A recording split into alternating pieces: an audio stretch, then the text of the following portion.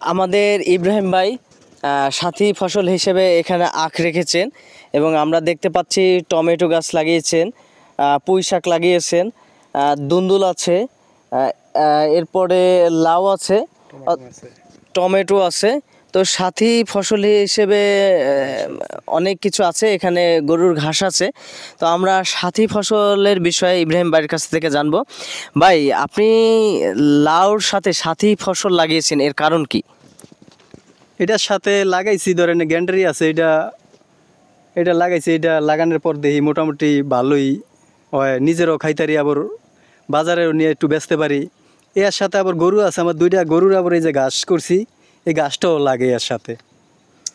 সাথী ফসলে একটা সুবিধা আছে, আবার টমাটুম একটা ফসল চলে গেল, ওইটার পরবর্তীতে আবার ফসল আসা শুরু করলো, বিষয়টা এমন না? এটার সাথে এনে দেখতে এলে ধরেন এটার সাথে আবার আরেকটা আমার ফসল হয়ে গেল গা। আপনার এখানে আপনি আখ লাগিয়েছেন, আখে কি মূলত কোনো পোকামাকড় দমন করে? হ্যাঁ, এটা পোকামাকড় আক্রমণ করে? এটা সপ্তাহে সপ্তাহে যে স্প্রে করিয়া দেই, ইয়া দিতে হয়, দেওয়া লাগে। না দিলে আবার ওই যে ইয়াতে গত করিয়া হেলায়, পোকামাকড়ে গত করিয়া হেলায়। আখ ফুলানোর জন্য বা আখ বৃদ্ধি করার জন্য মূলত কোনো ভিটামিনের দরকার আছে? আগে ভিটামিন দেওয়া লাগে, এরপর সার দেওয়া লাগে, 1 সপ্তাহ পর পর সার দিতে হয়। সার দিলে একটা এমনি মোটামুটি ভালো ফলে। এর আগে আপনি আখ লাগিয়েছেন, সেটা বিক্রি করেছেন এবং সেখান থেকে ওই পোলেই এটা হয়েছে, পোলেই একটা হয়ে গেছে গা, নতুন ভাবে আর লাগানো না নাই? লাগাইনি। এখন এই ঝাড় পরবর্তীতে কি এভাবে রাখবেন নাকি এটা কেটে নতুন ভাবে আবার লাগাবেন? আগামী বছর আবার কাটিয়ে আবার নতুন করে লাগান। আগামী কি মাসে? কাতি মাসের পর, এই কাতিতে না, আগামী কাতিতে। আপনার আখটা কি আরো বেশি জমি নিয়ে বৃদ্ধি করার কোনো পরিকল্পনা আছে আপনার? আছে আমার আরো কতখানি জায়গা, আমি এই বছরে লাগাইতাম, এখন লাগাই নেই। পাশে জমিন আছে, এটা আমার রাখি আবার আখ চাষ করার একটা ইয়ে আছে, উদ্যোগ আছে। আখে এমনি মোটামুটি লাভ কেমন হয়? মোটামুটি ভালো ব্যবসা হয় আগে, খরচের তুলনায়? খরচও মোটামুটি কম।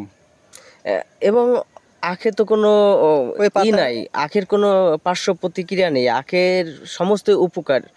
এবং আখটা খাওয়ার সাথে সাথেই তাৎক্ষণিকভাবে শরীরে একটা শক্তি দেয়, তাই না? হ্যাঁ, এই গ্যান্ডারিটা খাইলে এমনি জয়েন্টিস এটা কম হয়, এমনি শরীর ভালো থাকে সব দিকে। আপনি আখ চাষটা আবার বাড়াতে চান, এর কারণ কি? এটা বাড়াইতে চাই, এটা এমনি মোটামুটি ব্যবসা ভালো হয়, খরচ কম, এই কারণে বাড়াইতে চাই। স্থানীয় বাজারে আপনাদের আখের চাহিদা কেমন? চাহিদা মোটামুটি ভালোই, বছর দাম অনেক ভালো গেছে, 40 টাকা, 50 টাকা, 60 টাকা এরকম গেছে। এক পিস আখ লাগালে সেখান থেকে পুরো একটা ঝাড় হয়ে যায়, অর্থাৎ 10 পিস 12 পিস এভাবে হয় না? এক পিস আখ লাগাইলে সেটা আপনার 20 পিস, 18 পিস, 12 পিস এরম নিচে আছে। যে আপনি দেখেন একটা ঝাড়ে কত গুণ করে আখ আছে। আখ যখন মানুষ লাগায় তখন মূলত ধরেন এই আখটা, এটা কিভাবে কেটে লাগাতে হয়? এটার আগাটা লাগাইতে হয়, এটার এই আগাটা লাগাইলেই অনেক আখ হয়ে যায়। আর এই যে গোড়া, এটা ওইটা খায় আলায়, মানুষে খায়। এমনি এটা কি লাগানো যায় না? না, ওইটা লাগানো যায় না, আগাটা লাগাইতে হয়। এই উপরের অংশ লাগাতে হয়। উপরের এই যে যে পাতা আমরা দেখতে পাচ্ছি, পাতাটা ফেলে দিয়ে পরে আগা লাগাইতে হয়। এই আগাডু লাগাইতে হয় মাত্র 1 বিঘত। ওডু লাগাইলে এটা কি মাটি গর্ত করে পরে লাগাতে হয়? মাটির ভিতরে গর্ত করিয়া এরপর শোয়াই তুলি। যারা আখ চাষ করতে চায় তাদের জন্য আপনার পরামর্শ কি? আখ চাষটা করলে পরামর্শ এমনি সবাই এমনি আখটা ভালো হয়, এমনি দেশের মানুষও খায়া এমনি কষাত্তন এটা বাঁচতে পারে, জয়েন্টি এটা হইলে এটা তো বাঁচতে পারে, জয়েন্টি ছিল তো মানুষটা অনেক ক্ষয়ক্ষতি হয়ে যায়। আপনি মূলত স্প্রেটা কিভাবে দেন আমাদেরকে একটু দিয়ে দেখে দেন তো। এটার লেগে লাই এমনি খুব এই সব জায়গা,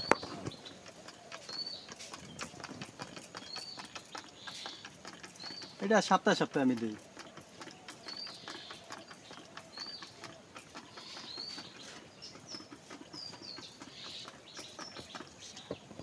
ঠিক আছে ভাই, আপনার সাথী ফসলের জন্য শুভকামনা এবং আপনার জন্য শুভ প্রত্যাশা রইল। ভালো থাকবেন আপনি।